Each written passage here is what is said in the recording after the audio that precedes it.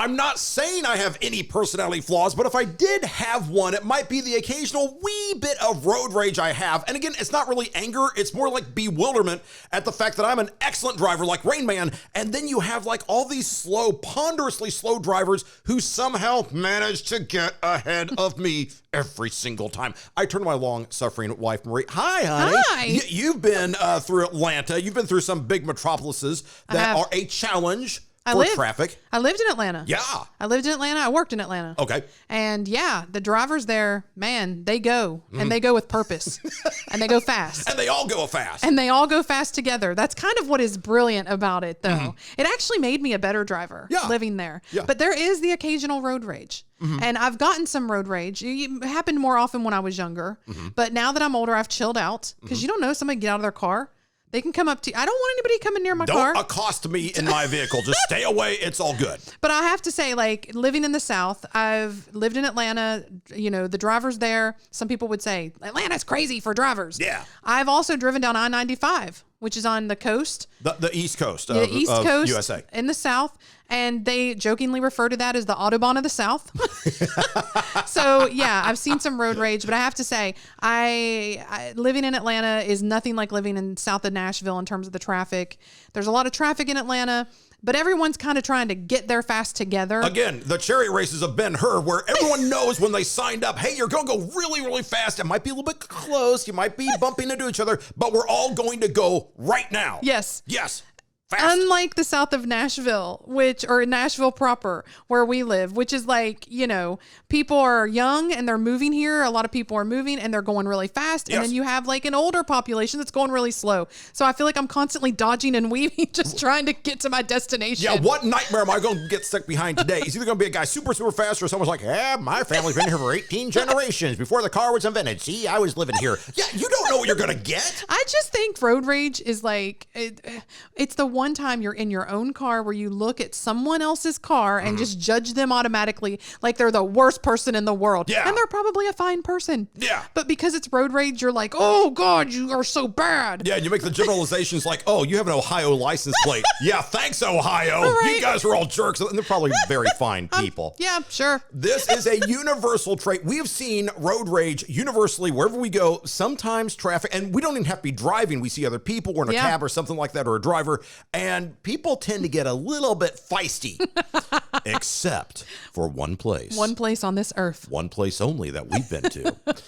It is off the coast of Ireland, off the western coast, the Aran Islands. I love it. Beautiful, very calm, very relaxing, no road rage. No road rage. I don't even think they have stoplights there. No, I saw very few stop signs. Yeah. The roads are small. It's these beautiful like stone walls that kind of like separate them, and people just get around. You're going to get there. Good. The islands aren't big. You'll get there. It's fine. We are going to talk about cool green pastures. We're going to talk about how to defeat road rage, and what you should do is go to the western coast of Ireland, because this is part 2 of our 4-part series on the country of Ireland. Yes, my peoples. Your peoples. We'll talk about why it's a 4-part series in just a second. That's Marie over there. That's Frank. Voca Vacay starts right now. Prepare yourself for the bestest, amazingest, and overall super duperest travel program in the history of ever. Vacation like it's your job and live vicariously through yourself. It's time now for Voca Vacay. Back to Ireland for this episode. Yes. Before we get into Ireland proper, as always, our global media ever-expanding sandbox of an empire. We say it's sandbox because everybody's invited to come in and play. Yeah. We got to give a global shout-out to 4 new countries that have joined our happy little family, including Lebanon. Oh, my gosh. We've actually looked at going there, and this was something we wanted to do, and then COVID just sort of like nuked our travel plans. Lebanon, we're coming, promise. Welcome, guys. We're going to, glad you're listening, we're coming over. Yeah. Colombia. So cool. I think every time I think of or hear of Colombia, I think of watching the show Entourage and Medellin. Oh yeah, Colombia. And every time we say Colombia, we can't say you gotta do Colombia. It's like Colombia. It's like you in Barcelona. Barcelona. We did the Barcelona show, and she was insufferable. Netherlands is country number 3. I've been to the airport several times. I love their moving sidewalks. You've been actually out of the airport into the country. The airport's pretty darn cool, though. It's that slick. Dutch ingenuity. It's very cool. I love it. I love Amsterdam. museum. I've been to the beach. I've been out to Noordwijk. I love it. I love the tulips. I love the windmills. I love the clogs. I love everything about it. I am taking you sometime soon. I would love to go and get out of the airport, even though the airport is great. And country number 4, Yemen. This is so shocking. Yeah. We're big in Yemen. We're huge in Yemen. I love it. We could go to Yemen. People be like, oh, hey, Frank, we're in Voca Vacay. How's it going? Come on. We'd hang out for lunch and stuff like that. So it's all good. So Lebanon, Colombia, Netherlands, and Yemen. Thanks for playing along. Hope you love the show. I love making new friends. So do I. Oh, boy, it's fun. As it happens, we are, if you're just now joining us, we're in part 2 of our 4-part series on the country of Ireland. Yes. And this is something that Marie and I actually went round and round about because we didn't know if this was a 4-part series. We were kind of like delineating how many episodes this country was, that was going to sustain. Yeah, just what we could talk about. Yeah, we talked about is it a 2-part, a 3-part, and then we literally were like, oh my gosh, it's a 4-part series. Yeah. But that's because there's so many beautiful things to see, so many amazing things to do.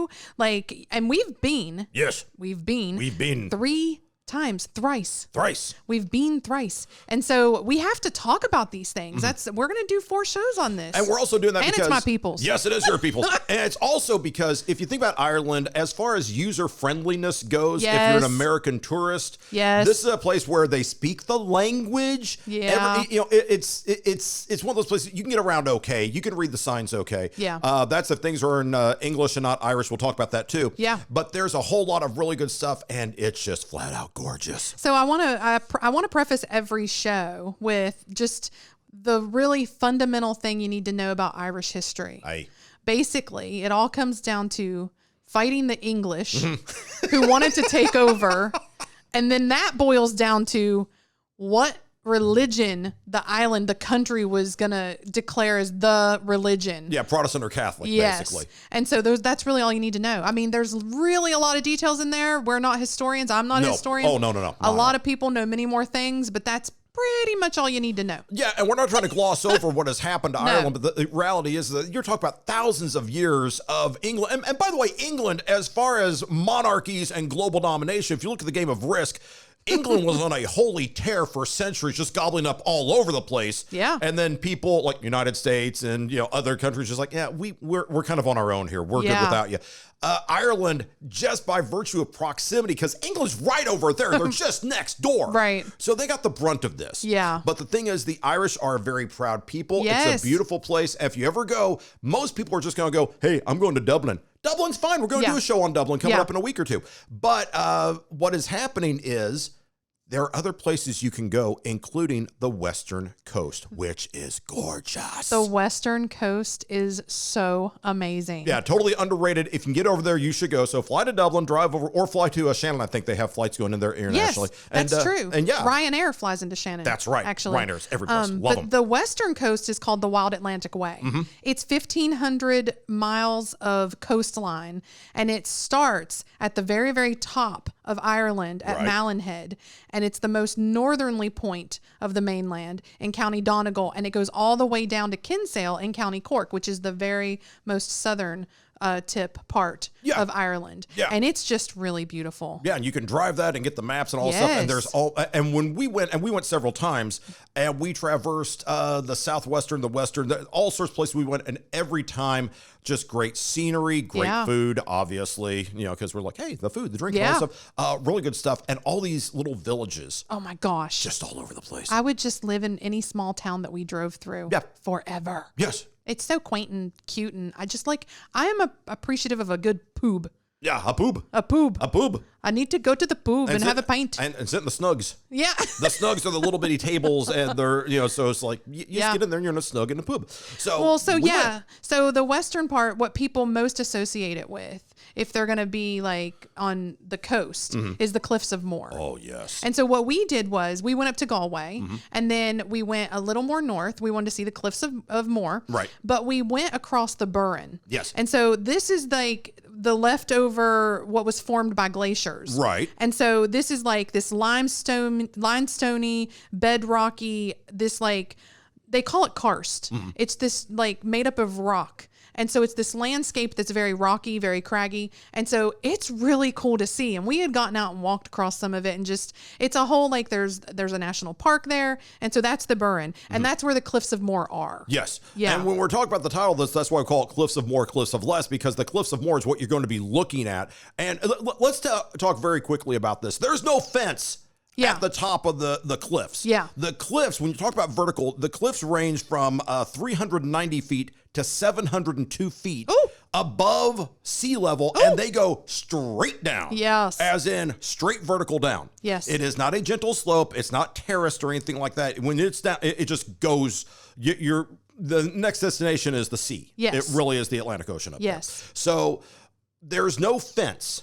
And we want people to emphasize this. First off, if you're taking kids or anyone that you want to keep an eye on, please keep an eye on them. Yeah. And I'm not a big fan on putting your kids on a leash when you walk around, but I certainly would in this situation. Yes. No joke. Because it is one of those, we went with some college students, and there's this thing called a selfie, which, look, we're guilty of it too. I get it. I'm not throwing the first stone here. I enjoy a good selfie. Be aware of your spatial awareness. Yes. Because it's like, oh, I want to get the cliff. God, look, if you get to the edge of a cliff and you look straight down, it's not really, I'll tell you, because we photographed and filmed and videotaped all sorts of documentary stuff like that. Yeah. There's really no value in shooting straight down. No. It's not as dramatic as you would think. What you want to do is get within a couple of feet, like 5-10 feet would be even better, of the edge. And then this is not a straight line. The whole Cliffs of Moher, it goes 9 miles long of sheer cliffs. And they jut in and out, so you can get to a spot and then just shoot laterally down the coastline. Beautiful shot, depth of field. Do your selfie there. It's going to be absolutely great and stunning and worthy of social media. I'm sure there's like some listener that is like, take a chance, go out to the edge, old man. Don't. Just don't. And look, we're not, I don't want to say risk averse or something like that, because we've done some goofy. I mean, we jumped out of planes. I've gone scuba diving. We've done stuff like that. We have motorcycles and all the fun stuff. But there's something about a 700-foot drop straight down that makes you really respect gravity and what it can do to you. Thinking about it right now gives me vertigo already. Yeah. But it was great. Seeing it was beautiful. Mm-hmm. But yeah, and they have a drone policy, so don't take your drone. Yep. But you could get some good shots that way. But they also have a ferry. Yes. That you can take from the Aran Islands. Yes. And so anyway, all of this stuff is in this area. Yeah. And so, just go see it. It's really cool. Cliffs of Moher, it's one of the biggest tourist attractions in all of Ireland. 1.5 million visitors a year. Yes. So it's like, wow. So we go, there's lots of buses. And by the way, I'm not trying to make you all freaked out. It is very safe. It really is. Just be aware. Don't be the goober with the camera just starts wandering backwards. You fool. Don't do that. There's a castle there, and then the grounds are really pretty. Mm-hmm. There's a place to get a bite. I mean, it's just really cool. Yeah. Yeah. So we did that. We go with all the students. And then right up the road or down the road. I know. I think I said north earlier, but I think it's south. Just look at a map. Basically get to Galway. You can get to the Cliffs of Moher and the Aran Islands from there. Yeah. That's the thing. Everything's connected. Yes. On the wild Atlantic way. As it happens, then you're going towards Galway. Yes. Yeah, you're going towards Galway. And here's the amazing thing. When you're approaching Galway, when we talk about how the Irish are, and by the way, I'm not trying to insult people who do the, St. Paddy's Day. No, I know. Me and my Lucky Charms, it's magically, that nonsense. I'm 89% Irish. I still do it. Yeah. That's not an Irish. Let's explain the Irish language for a hot second. Okay, sure, yeah. You're going into Galway, and you're going to pass a big building on the right-hand side. It's called TG4. It says it on the building. It's a TV studio. It is. TG4 is a public service broadcaster. They're based just outside of Galway. They've been on the air since 1996. They do travel shows, they do documentaries, they do sports, and they also do a soap opera called Ros na Rún. Ros na Rún. But here's the fun thing about Ros na Rún. Oh, I love it. It's not shot in English. No. It's Irish. It's Irish. So this TG4 is part of the RTE network, which is the big broadcasting conglomerate, radio, television, everything in all of Ireland. Yes. And so this is the public broadcasting station that only does Irish. They do Irish, and I swear, and this is the sort of thing that shows how stupid I am.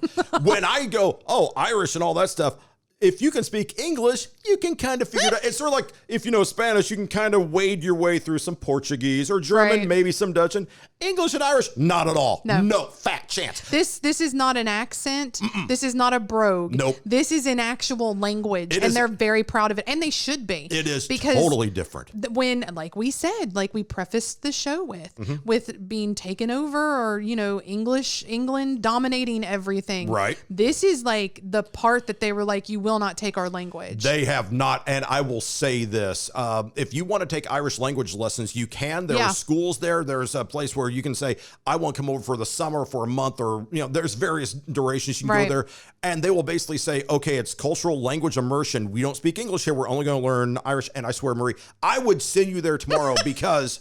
Not that I don't love you and want to be with you all the time. There's something with the Irish language. It is nice. It's like, it's you very like lilting. Oh, I do. It is. It sounds really cool. It's very melodic.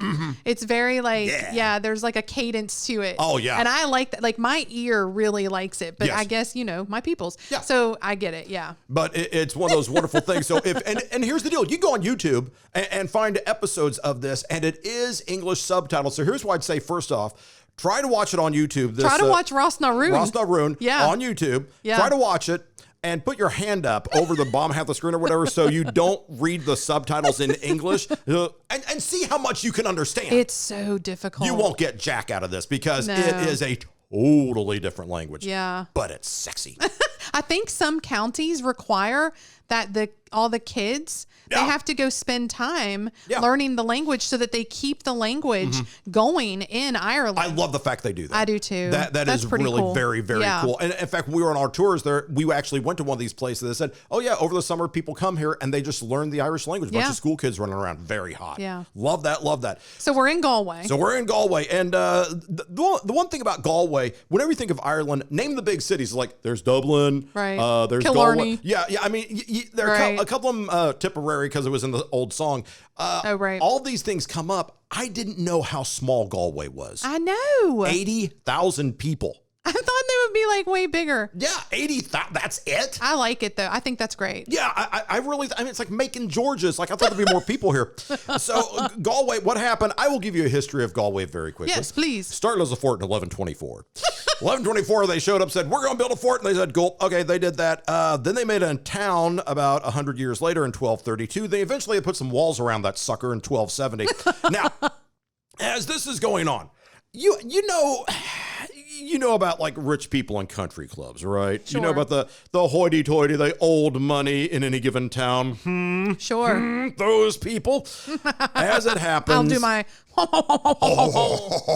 They had that actually in Galway. Yes. 14 families dominated Galway from the mid-13th to the 19th centuries. That's 600 years. Yes. And you talk about just having some culture going on. These were the people who basically kind of ran the entire thing. I'm all about culture. Yeah, culture. Yeah. Let's talk about culture here. As it turns out, these 14 families, they were tradespeople. Well, not tradesmen, but they were in charge of trade. Yeah, sure. With France and Spain. They had lots of money. Yeah. One of the families called the Lynch family, just as an example.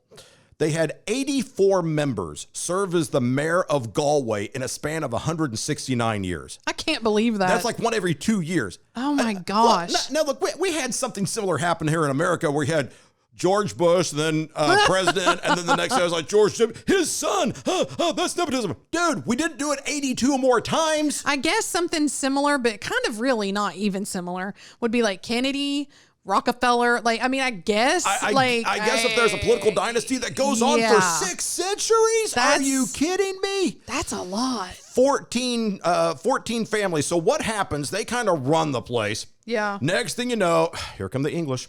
You knew it was coming. You looked at the map, you guessed it. In April of 1652, Oliver Cromwell and the English forces, Oliver Cromwell, try saying his name in Ireland sometime. Oh, yeah. And watch your back. Because, and I will punch you in the face too, because like that's rude. Oliver Cromwell and the English forces, they defeated Galway. At the time, it was the last Catholic-held town. Oh, wow. And they fought and fought and fought. And then 1652, they said, okay, that's it. Yeah. So the English come in. Cromwell grabs the land from the 14 families. He calls it the Act for the Settlement of Ireland in 1652. Oh, wow. And basically said, you know what? Yeah, we're going to take it from these 14 tribes, not families, call them tribes. Yeah. That's an insult. Right. To which the 14 families said, yeah, we'll be tribes from now on. We'll call ourselves tribes. And you can go on Google it and type in the 14 tribes of Ireland. It's like, and they'll name the tribes. They're very proud of this. Very cool This stuff. is why I have issues with authority. Mm-hmm. I get it good from my peoples. Oh, your peoples. Hey, the 14 tribes. So we see that and all that stuff. But so that's basically the history of Galway. Now, there's a lot of cool stuff when you're stomping around. Yeah, there's lots of cool stuff to do. There's a castle there, and I was really actually irritated that in our previous show about castles, part 1 of our 4-part series on Ireland, that we forgot that we did not put this castle in, but that's okay because we're talking about it now. There's 30,000 castles in Ireland. There might be the occasional oversight. We're making good. That's true. Jeepers. So this is Dunwar Castle, and it's in Galway Bay, the southeastern shore, and it's a traditional Irish tower house. And it's got, we walked around it. We went on the grounds. It's beautiful. We went inside, looked around. It was gorgeous. We did not know this. We were there in the daytime. Mm-hmm. In the evening, the big draw for going inside and seeing the inside is the banquet hall. Right. And so if you go in the evening, you can actually book dinner there. Oh. And I think that's really cool. Oh, we need to do that next time. We're going back. Yeah. So you can tour at any time, but if you want to go and have dinner and sit at the big grand table, that's pretty cool. Love that. But this castle was in the 1969 Walt Disney movie Guns in the Heather. And that starred Kurt Russell. So that was the one little bit of research that I looked up about it. Kurt Russell had to be a child back then. The Kurt Russell. It was. Kurt Russell from The Thing and The Hateful Eight and Escape from New York and all this. That guy? Yeah. He must have been young and just... He is aging exceptionally well. Early in his career. Kurt Russell, shout out to you. You look good, my friend. Wow. So, yeah, he's in Guns in the Heather, and that ties into that as well. So you can see the castle. There's also some other cool sights to see. You can see the Church of Ireland. That's St. Nicholas's Collegiate Church. Mm-hmm. It was founded in 1320. I love old churches. 1320. I know. Yeah. We don't have anything that old here. This is the one that's still being used today, right? Yes. Yeah, it's been 700 years? OMG. Wow. That's pretty cool. Very. Yeah, what else? Oh, there's the Galway Cathedral. Mm-hmm. It was built in 1965. It's one of the last great stone cathedrals that's been built in Europe. Yes. Yeah. And so we looked around, we saw those things. When you build a cathedral out of stone, it's going to be there for a while. I love that. And then just outside of Galway, there's an area called the Claddagh. The Claddagh. Claddagh. I guess. I always pronounce the G, but see, I don't have the Irish accent. It turns out that was the oldest part of Galway, and it was an old thatched village, but it's just outside the city walls. Yeah. So if you're thinking about jewelry or something like that, if you see this emblem coat, that's the guys. This is what a lot of those engagement rings with the hands and the heart and what people get. Yeah. That's the old Claddagh ring. And so, yeah. That's pretty cool. You can pick that up there. I just liked going to the shops. I liked shopping, walking around, looking at all of the cool. We went to a cheesemonger actually. Oh, yes. Because looking around, stomping around. I also like the food. You're not fat. You're well-rounded. Had to do that because it was a Sheridan's cheesemonger. Yeah. Cheesemonger and.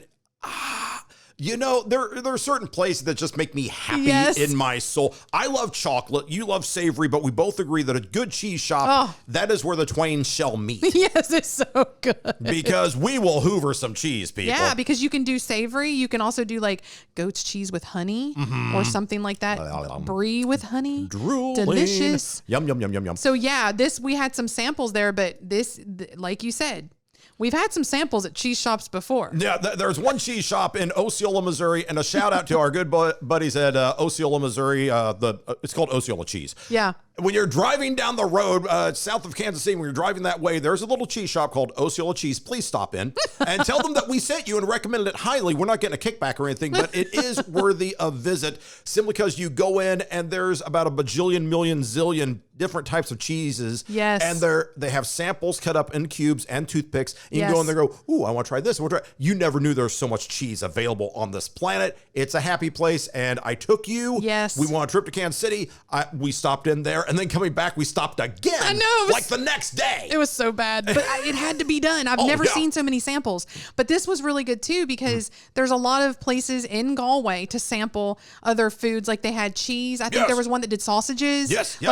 mean, I'm just saying, walk around town and find stuff. It's always a good idea. Galway is very user-friendly, by the way, as far as pedestrians go. Yeah, you can get around Galway, no problem. I mean, again, it's just 80,000 people, but they pack so much into that square footage. It's impressive. We found the most random things to do that were so much fun. We went bowling. Yeah. We found an arcade. Yeah. There was a good movie theater. Yeah. Like, again, like we've been to Ireland 3 times. So like when you go to somewhere a couple of times, you know, you do some different stuff. Everybody's going to love it. You're going to love it. Lots of stuff for the entire family, or just if you're going on alone or as a romantic trip, you can totally go. So we go there, and then it's like, so the next stop, Galway, basically that is the launching pad. Yes. Where from there, you're basically going to take we're on a bus. We're on a tour bus because we have the students with us. Yeah. And so we got all these college students like, okay, where we're going to go? We want to go to the Aran Islands. Yes. What you do from Galway is you get on the bus and you go to a little town called Roosevelt. Mm-hmm. And Roosevelt is on the coast of Ireland, and from there you get the ferry ride. Yes. The ferry ride is 40 minutes. Yes. Okay. And by the way, you will lose sight of land, is what I'm trying to say. So you go, oh, it's right over there. No, it's out in the water, guys. It is. It's an island. For a reason. It's not a peninsula. There's a difference. Should have learned that in 7th grade geography.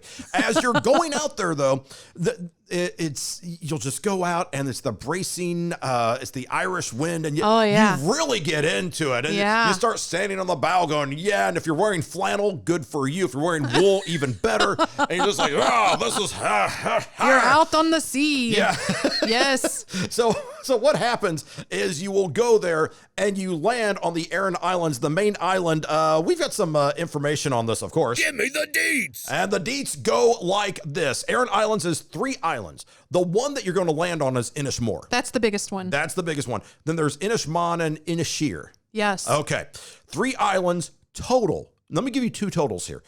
Total number 1, 18 square miles. Wow. Total. Yeah. For 3 islands. Number 2, statistic. 1,200 total residents. Wow. When we said there is no road rage, we meant it. Because it's 18 square miles and 12. How are you going to get mad? And especially, here's the deal. If you're one of these, high octane people who has road rage anyway, how get mad at the person? Because you're going to see the same person every day over and over for the rest of your life. Don't pick a fight. I literally read before we had gone on our very first trip. Mm-hmm. That there have been people who have tried to move to the Aran Islands to get away from the general population. Yeah. Because it's so sparsely populated. Yes. Yeah, I think that's kind of cool. Well, let's point out that when we took our students there, and again, we went there 3 times, every time we would say, oh, we're going to go to Dublin. Oh, we're going to go here. And we give all and we say, we're going to the Aran Islands. And every student was like, what's that? Okay. Yeah. Then we do the post survey coming out. And we say, what was your favorite part? The Aran Islands was consistently in the top for every single person, including us. Yes. Then that shocked me that they loved it so much. Oh, it's great. I think okay, here's the deal. Let's just set the scene, shall we? Yes. It's very Irish, it's countryside. Mm-hmm. And so you have this very country landscape with lush greenery and this beautiful grass, and you have these rock walls. Yes. And then it's also on the sea. So you have the coastline and it's just, I mean, there are ruins that you can all this stuff to where you're just I am really in Ireland. And these thatched houses with a bed and breakfast, they're proper, man. You sit down, you have an Irish breakfast every morning. That's why the students loved it. And I'm not saying I'm going to leave you anytime soon, my dear long-suffering wife, but I'll tell you right now, there is a woman who ran our bed and breakfast. Oh, yeah. And she's got 20-something years on me, 10, 15, 20 years. She's of an older generation. Sure. I would live with her in a second if she asked. We stayed in Ardmuris, I believe is what it was called. We'll put the link on on Voca Vacay. Love her, love them, love it, the whole thing. So here's the deal. You pull the ferry brings you in, and you're going to wind up in the town. And I use the word town not loosely, but it's the town. That's all there is right there. And so you're going to pull into Kilronan. Yes.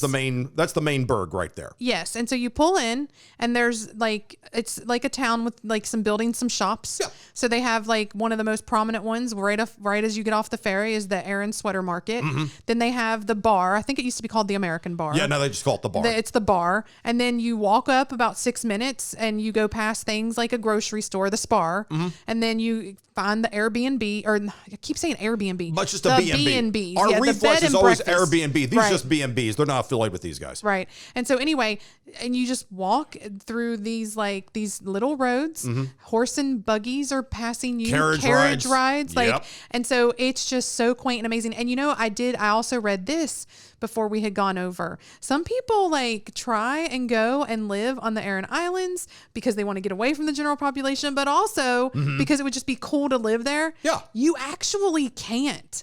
You have to be related to someone. Right. You have to be related in your bloodline, a couple of, not too far back even. Yeah. It has to be pretty, current. Yeah, I can't just walk over there because I have no Irish lineage. Yeah. But, for example, I can't walk over and say, I'd like to buy a house here. They'd be like, no. Right. No, you're not invited. Yeah. You have to have that Irish lineage. There has to be a linkage of you to the land proper. I would love to live in a thatched house. I said it. Let's investigate your lineage even further and go, great grand whatever grandma lived here on the Aran Islands. We'd go. We would totally go. Oh, totally. But yeah, so you pull in there and that's the first stuff you see. Yeah. Yeah. And as you're doing that, keep in mind the following things are going to happen. You're going to have a lot of tourists come in on the ferry boat. Yes. Now, as tourists come to, and there's nothing against having a quick little day trip or something like that. I get that. If you really want to experience this place, though, please, we beseech you, stay overnight, at least one night. And you're thinking, but it's only 18 square total miles for all three islands. You're missing the point. Right. Totally missing the point. Right. We went and our bed and breakfast was lovely. Yes. It was really quite nice. I remember we opened up the curtains in the morning and there were horses just walking around outside and the sea was right behind them. Yes. It's this is cool. Then we had the good breakfast, had a good meal, and we said, okay. But here is the fun part of all of this. Yes. Then we call this episode Cliffs of Moher, Cliffs of Less. This is not to denigrate any other cliffs besides the Cliffs of Moher, but these are slightly smaller. On the Aran Islands, there are other cliffs. Yes. As it happens, these cliffs you can get out to. It's Dunangus. That's right. Yeah. That's right. They are 8 kilometers long. It takes 2 to 4 hours to hike up them. Here's why you want to stay overnight. Yes. Once the ferry boats show up, tourists come with them, which is good for the economy. We're tourists ourselves. Sure. We do this. But to really get the experience of what these cliffs are like, if you're in a bed and breakfast, you get first dibs. When that sucker opens up, you can go right up there. We went up, and it was just kind of gray and foggy. Oh my gosh. It was out of a movie. It was. There have been movies shot there. That's right. Leap Year was shot there. I forgot about the that. girl. It's on Leap Year you can propose as the woman can propose to the man or something like that. Yeah. And then The Matchmaker with Janine Garofalo. Mm-hmm. And then of course Man of Erin. Man of Erin. Which us being film people and film buffs, we all watched that. Yes. Yeah. Robert Flair, after Nanook of the North, he went down to the Aran Islands. Yes. 1934. That's right. And what it shows you is it shows you how barren the rocks are. There's no big trees on this at all. Basically, what happened is... It's that craggy land. Yeah, so to get soil, what they did is they hauled seaweed out of the ocean and put it on there to dry, mix some sand. That's how they made soil. Yeah, over time, it just sort of decomposed, and that's why it's lush and green now. Yeah, so it's fascinating stuff. And when you get up there and when you are alone seeing these things... We went up, and some of the best pictures, again, vocavacay.com will post some of these. Yeah. And it is just stunning. And by the way, when we're walking up there, there's a little path. Yes. If you're watching us on YouTube right now, I am holding up a rattle. Let me try to... Yeah. Yeah, you can hear that. That is it's a little baby's rattle. It is a little baby's rattle. And the thing is, this is woven out of... I want to say sticks. Yeah. Like bendable sticks. And what they did is there's a guy there, and I bought this for 10 euros at the time. Yeah. And it's gorgeous. Yeah. And I got this. Yeah, you can he's out there weaving baskets and rattled and things. Yeah, that's it. He's like a basket maker and all that, and you can just get anything you want. So I was like, that is so cool. There's that, and then they have a fort up there. Right. And you can stomp around and look at some of the ruins. Mm-hmm. But yeah, it's really cool up there. And now here's my favorite thing about it. Love this. When you leave and you come down and out off of the cliffs of what we call the cliffs of Les. Yes, but we mean that out of love because we do that out of love. Not out of, but they're the practice size cliffs for the cliffs of Moher. It is spectacular. It is spectacular. We're not saying don't go to. We're saying definitely go to it and be sure you stay the night before so you get the place to yourself. For sure. But when you come out, there's like a little shopping area there as well, with just a few shops. You can grab a little bite. They have a little lunch bites you can grab, and then more importantly, this is where you get the real deal sweaters. Yes. So if you want a real wool sweater, which I have right here. Okay, again, YouTube viewers, you get the bonus video footage of this. This is not like merino wool, soft. This is functional. This is what fishermen wore. Mm-hmm. This is real wool. And it's made with lanolin so that it's waterproof. Right. It's heavy. It's bulky. It's not something you're going to cuddle up with. It's going to keep you warm. It keeps you warm. You've been all over the world, and she always insists on packing this one thing. I'm like, why would you do that when you can have all these things made with Gore-Tex and all that? And she's like, no, I'll be warm in this. And you always are. And dry. Yes. Yeah. It's fascinating stuff. So there's a woman and Sarah Flaherty. Yes. And she has her little shop there. And I tried to look this up the other day. Mm-hmm. I hope she's still with us. She's older. But anyway, I guess we could find out. But if you are going, it's 2021 now. Mm-hmm. You should check it out and see if she's still there, because you need to buy one of her sweaters. Her family, she and her family have been knitting these sweaters for years. She's a lovely lady. I know one of the students did not have enough. You have to pay cash, I believe. Yeah, I don't think she did. She didn't do credit cards at the time. Yes. And so I believe one of the students, she literally let them leave 20 euros. Mm-hmm. And then they sent the money in, because she just trusted and was nice and was like, yeah, go ahead. And the student totally did it. It's sent the money. Yeah. You bet. But she's lovely. And so you can get one of those sweaters there. And yeah, here's the thing. Ireland is actually, I read this the other day, running out of knitters.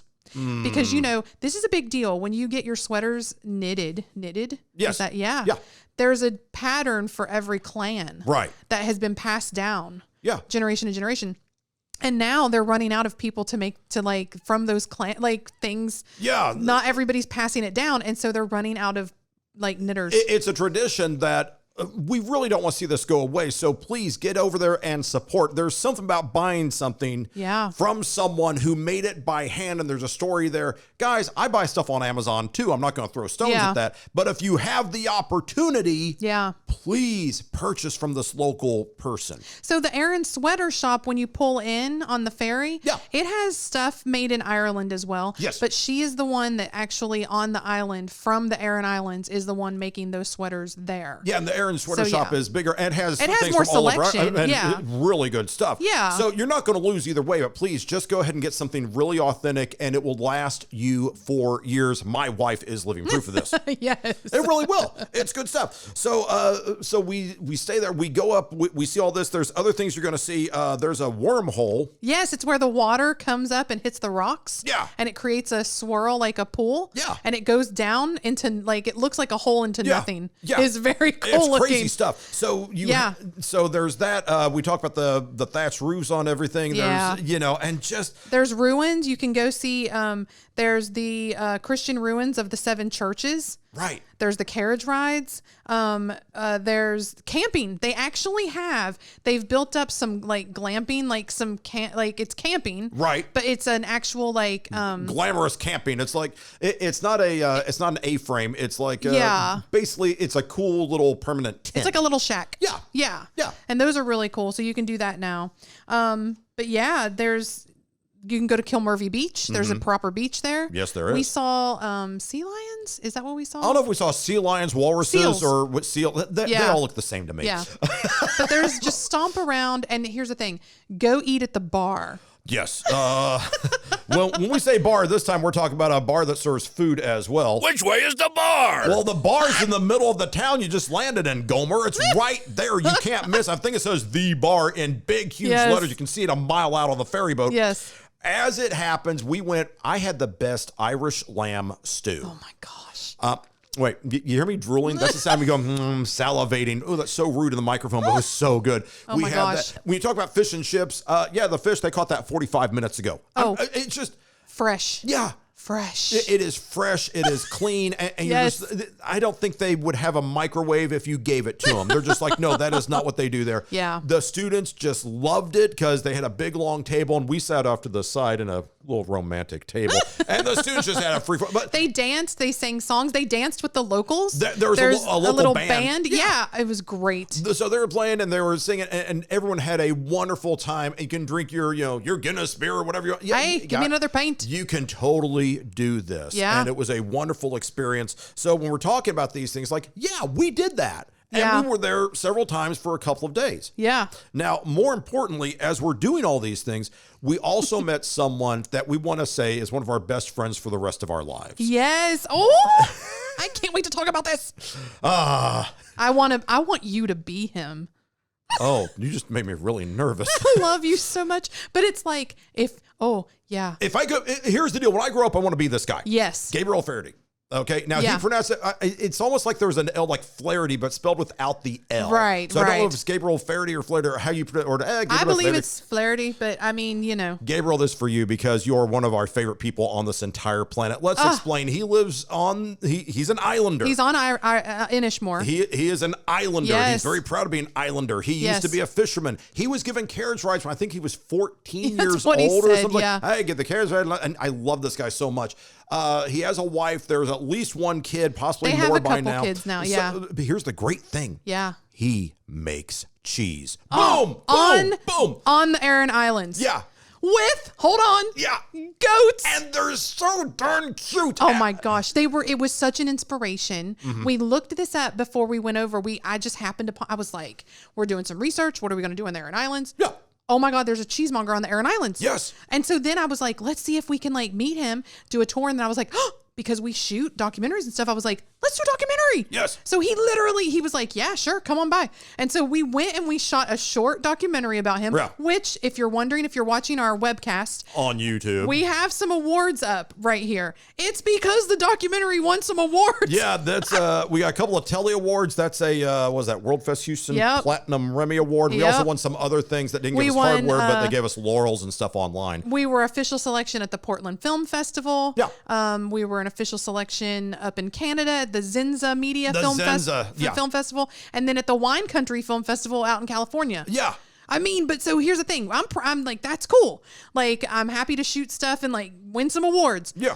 But I'm even happier when I can eat the cheese. Like, oh my gosh, he makes goat's cheese. Yeah. From scratch. He got all of the equipment brought out. Yes. And he got the goats. The story. Yeah. What happened is his wife got him the cheese making or cheese making class for his birthday or Christmas, something like that. Cheese course. Yeah. Yeah. And so he learned how to do it. It's like, okay, so he invested in all these things. And you do goats out there for goat cheese because you don't want to have cows because cows can't live off the very minimal grass they have anyway. And they're so heavy, they would mess the land up. Yeah. It'd be harder to take care of the land and the cows. So you do goats. Yeah. And goats are very cool. And he showed us the entire operation. By the way, you can see this too. It's Gabriel runs Aran Goats Cheese, and he will give you a historical tour. Aran Islands Goats Cheese. That's right. For €15. And if you want to include the cheese tour, he'll take you to the factory. We've been there for €30. It is totally worth it. Yes. And I'm going to go back just to hang out with this guy again, because he's one of the nicest, neatest guys.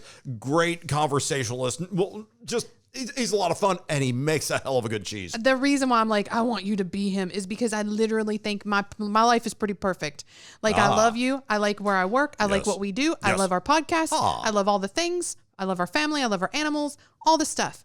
But if you I'm going to feed you cheese for the rest of your life on top of it. Gosh. I really literally would be like, this is perfect. Level up.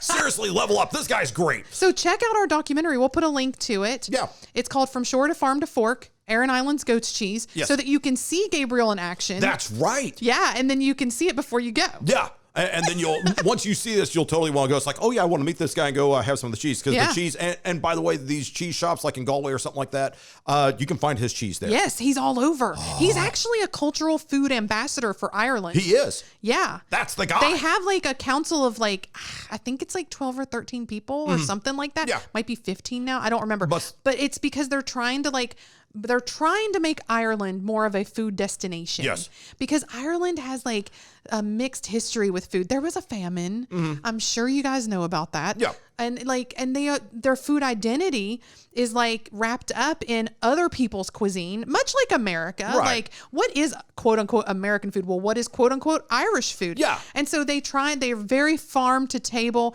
They're trying to preserve the culture and, through food. And they do, like, his uncle, like, farm seaweed that's used in restaurants all over the place over there. And in his cheese. He'll use some of that in his cheese as well. Yes. Like, it's very cool. Very cool. Very clean. And yes, if you can ever get out the Aran Islands, talk to Gabriel and say, oh yeah, tell him not just that Frank and Marie from Voca Vacay sent you, but also that we were the ones who did the documentary, and he will totally know. And we're like, oh yeah, I remember those guys. We still keep in touch with him. Oh yeah. He's great. So anyway, that's what you need to do on the Aran Islands. And of course, please stay over if you can. Yeah. Shop the shops, walk the walks and all this, and just get the feel for that overnight sensation. Once the tourists leave, you can be a tourist, nothing against that. But once the tourists depart, if you can stay there and just surround yourself with the isolation in such a good way, it is so much fun. You're going to love it. Oh yeah, for sure. Now, you would think that if we had such a good time on a trip like this, everything's going to be good with us forever. We're never going to disagree on anything again. Oh my. Oh, yeah, you would like to think that, wouldn't you? No, I got to settle your hash right now. This is the part of the program we have a little minor disagreement with two of our friends from the series Friends. Of course, we talk about Monica and, I don't know, maybe Joey. It's game on. It's time for Monica versus Joey. Okay, my cheese-loving wife, let's get right into it right now. And we're going to talk about the Aran Islands because we both agree that this was actually kind of hard for us to come up with an argument about this because we love the Aran Islands that much. Yeah. And we would move there today. So let's assume that I get going as assistant cheesemonger helper guy. Oh, that'd be great. Which I totally do. And you could give carriage rides or do whatever and talk about the history of the Man of Aran. Yeah. The documentary. Well, yeah, the story there and all. So you could do that. I could do this and all stuff. And the question became, how long could you be on the Aran Islands without feeling that civilization pull to go at least check into Galway or some bigger city? Yeah, and just go see, because they have everything you need on the Aran Islands. But, once you get used to being in the city, and we're just south of Nashville, you're sort of used to the general flow and the vibe and all that stuff. So Monica will be played by Marie for this episode, as she always is. Yeah. How long could you do it? Okay, so Inishmore is the bigger island, and so the other ones are smaller and less inhabited and like more primitive. Mm-hmm. So I think it would depend on where you lived proper. Mm-hmm. So I'm just like, I think I probably would be good on Inishmore, and I could stay there a while. Like, I could be like, this is great. I have everything I need. I love it. I'm not stressed. I'm at a place of zen. There's no road rage. There's no road rage. Not at all. So I think I would really enjoy that.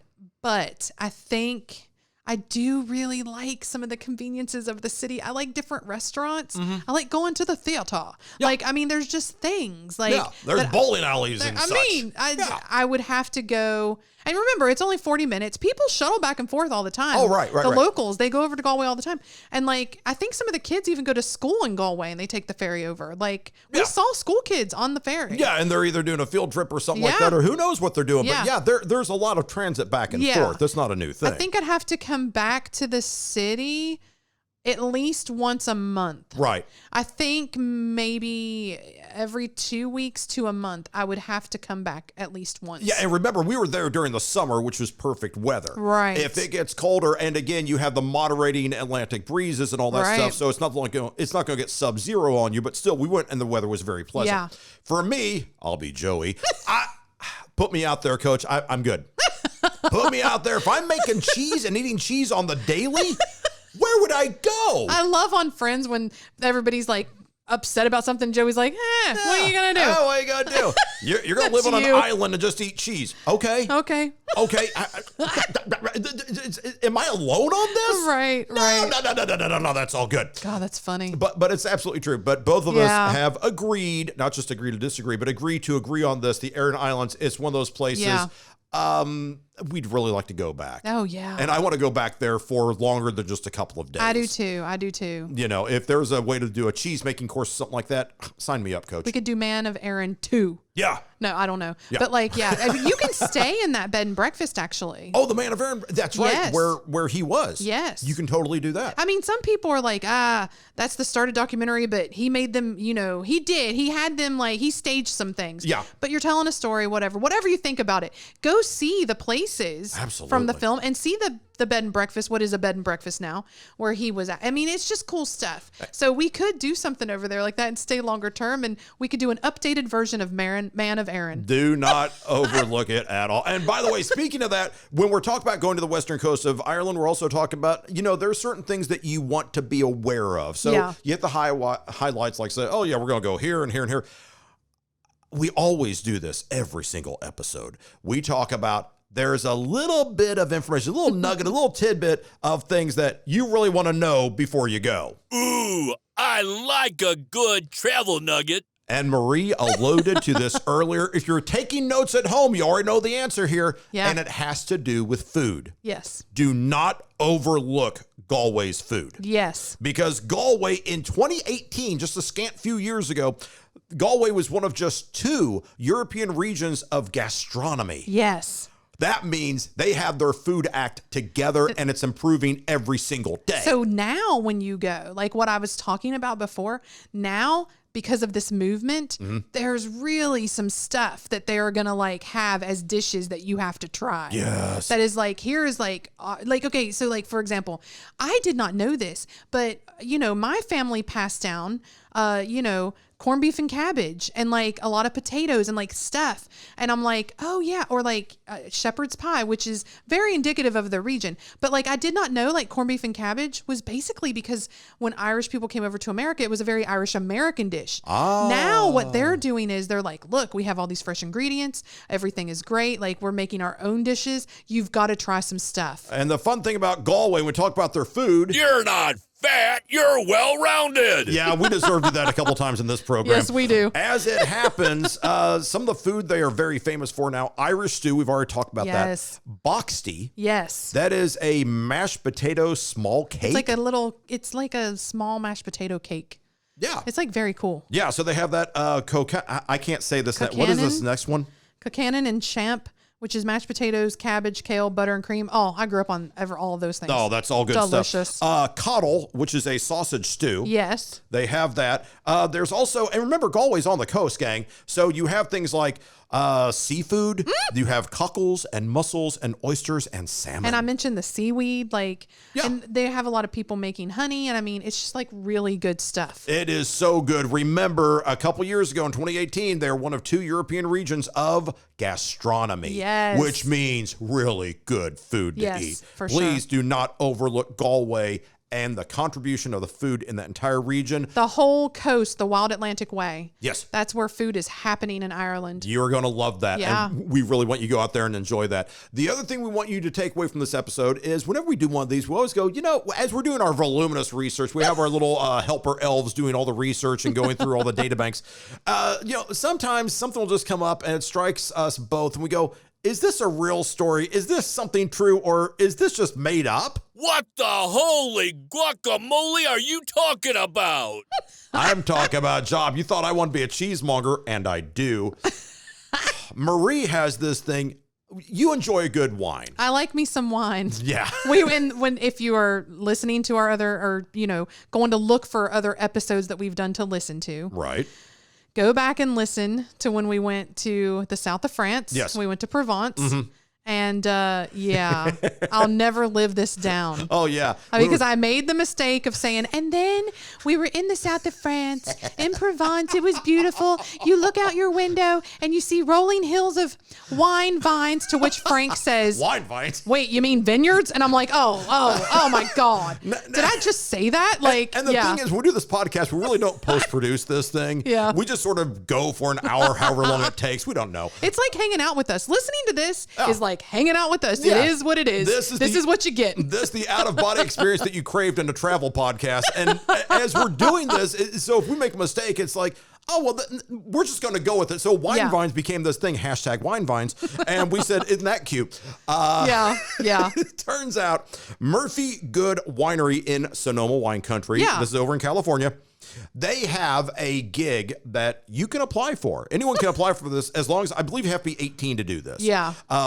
So Marie, you're qualified. I am very qualified. You will earn a salary of $10,000 a month, and you get free rent there at the winery.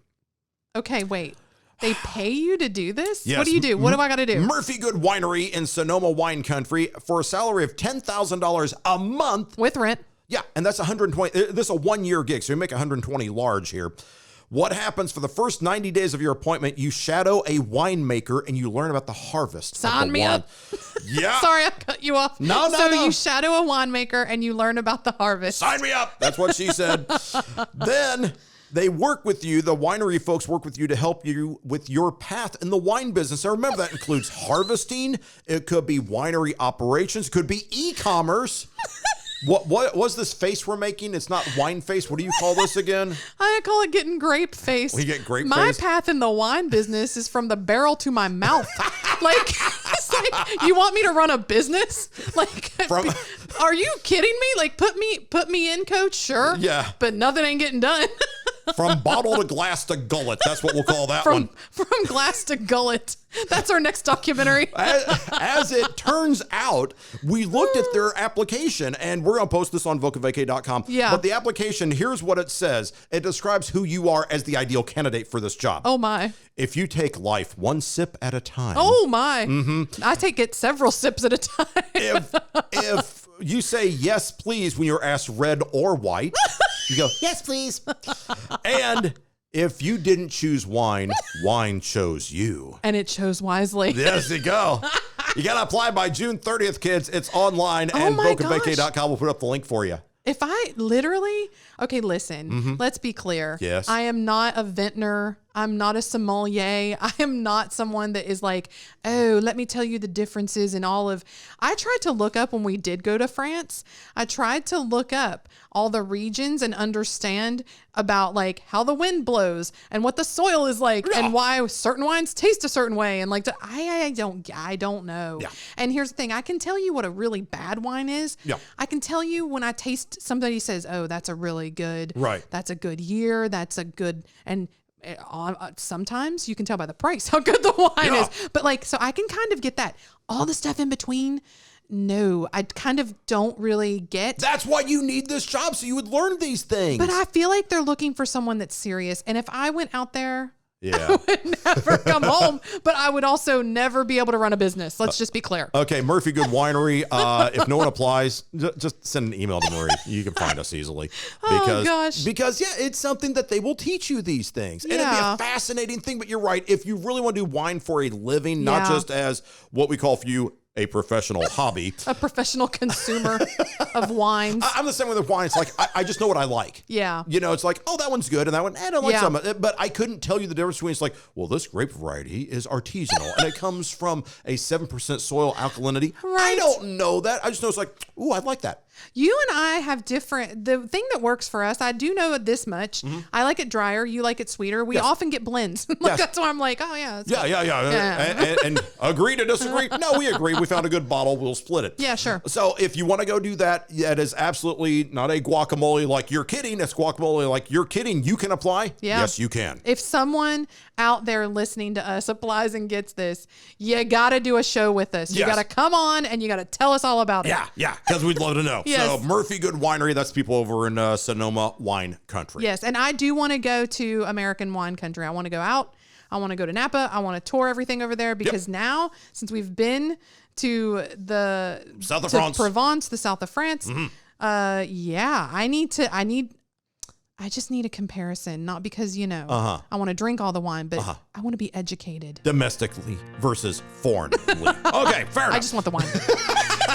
That being said, hey, let's wrap it up. Thanks for playing along with part 2 of our 4-part Ireland series on the West Ireland coast. Yes. And as always, a quick shout out to Lebanon, Colombia, Netherlands, and Yemen for joining our happy global family of Voca Vacay folk. Whoop, whoop. And hey, thanks for checking us out. You can always go to vocavacay.com. We're on all the socials, the Book of Faces tube of views, the Instant Grams, and the tweeters. And hey, we'll see you in fortnight. Until then, remember, live vicariously through yourself. And vacation like it is your job. Absolutely. That's Marie over there. That's Frank. We'll catch you next time. Love ya.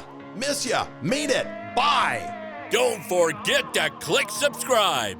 As always, hashtag Voca Vacay at Voca Vacay and visit vocavacay.com.